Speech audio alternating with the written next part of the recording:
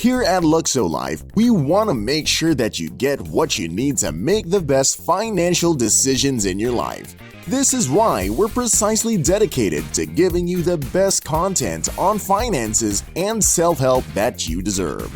Whether it be for your noble long-term goals or the financial stability and security that you desire to reach, we want you to live your life to the fullest. And what better way to do that than having the right financial advisor at your side? Well, before we give you all and everything at this moment, let's not get ahead of ourselves, as we've got plenty of information for you right here. So take a moment to find yourself a comfy seat and ambiance. Relax, and watch this video till the end. Welcome to Luxo-Life, your partner toward personal growth and success. And without further ado, let's get into the details, shall we? Hiring someone to manage your finances and give you advice for your hard-earned penny is no joke. It's crucial that you find somebody with a big heart for what they do and a deep well of patience for you.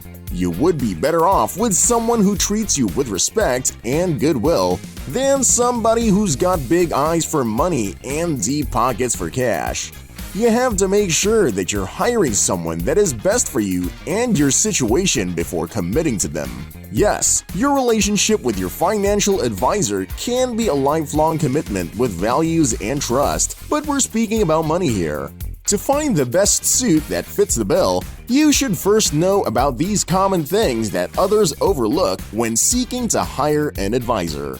From the range of services you require to the prices and qualifications you should be looking for, you need to fill in those blanks so that you can find the perfect fit for your needs. More so, you should also consider an advisor's ability and availability to socialize, communicate, and give valuable advice regarding your finances for your plans to work in order. You must also remember that most financial advisors don't usually have you as their only client, so you have to acknowledge that you can't put all the plans and goals on their shoulders, but you'd also have to learn how to manage and grow your finances under their guidance. So, we made things easier for you with this list here of questions to ask yourself and your prospective advisor before starting your journey with them. Number 6. What advices am I looking for, and why would I want to hire a financial advisor anyway?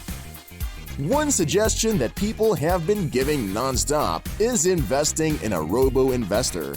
Sounds like another case of robots taking over people's jobs. A robo-advisor is a good beginner advisor to start with if you're new to the scene or just need someone to manage your investments and require no other services. These are computer-based services that cost you a pretty low fee that chooses and manages your investment portfolio for you.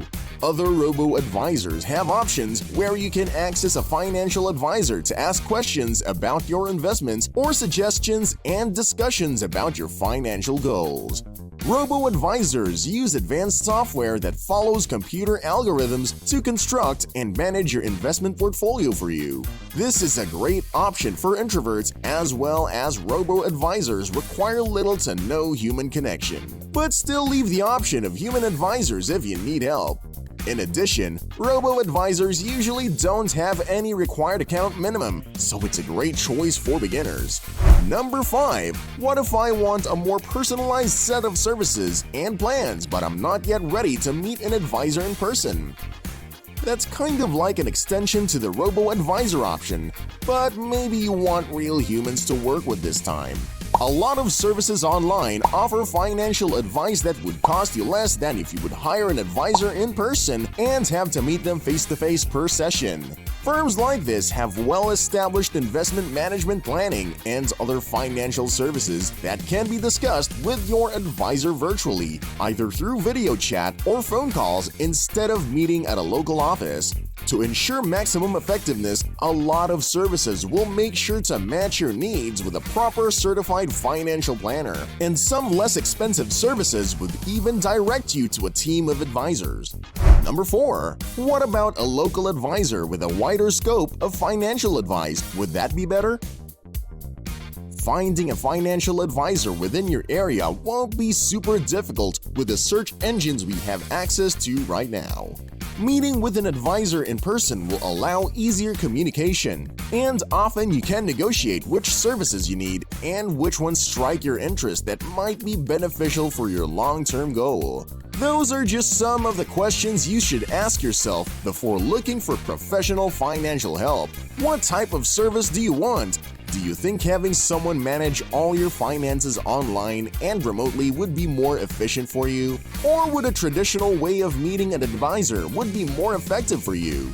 Now, let's look at the questions you need to ask your financial advisor when hiring, especially if you're considering hiring a traditional advisor. You must want to get to know them as a person and see what relationship you can build from there. Number 3. Are you a fiduciary? A fiduciary advisor is someone legally bonded to put your interests first before theirs. This means that what the client wants, the client gets.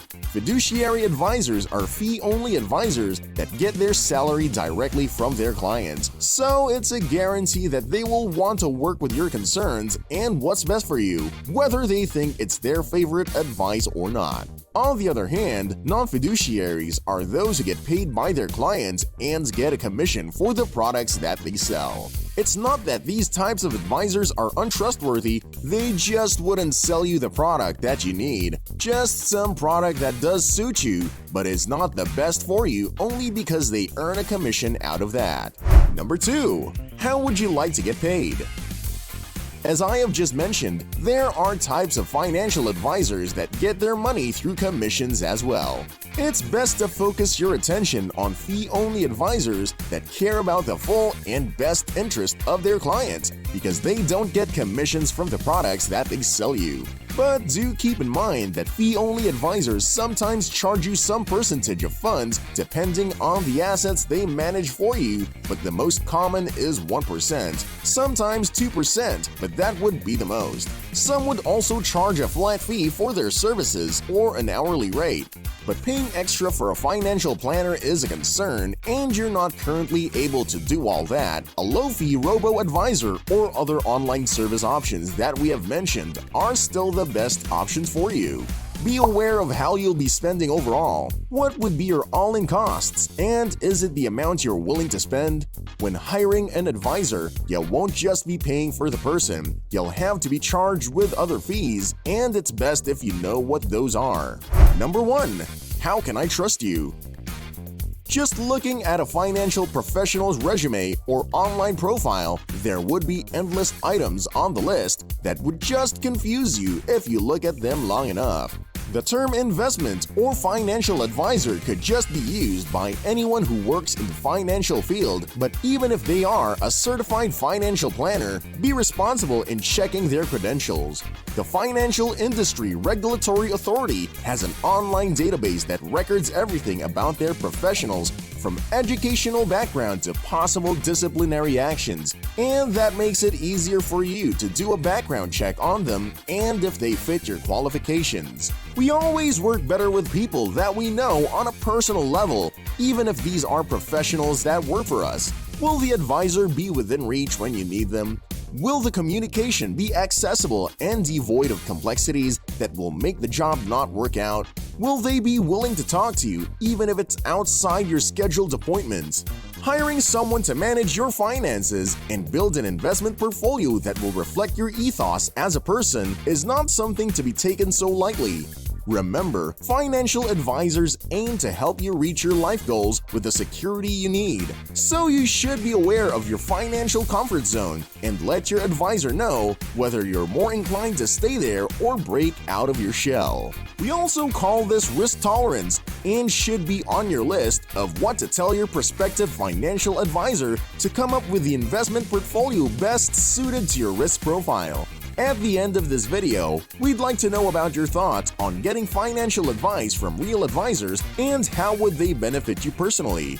But before you go, please leave a thumbs up and subscribe to the channel for more awesome and educational videos.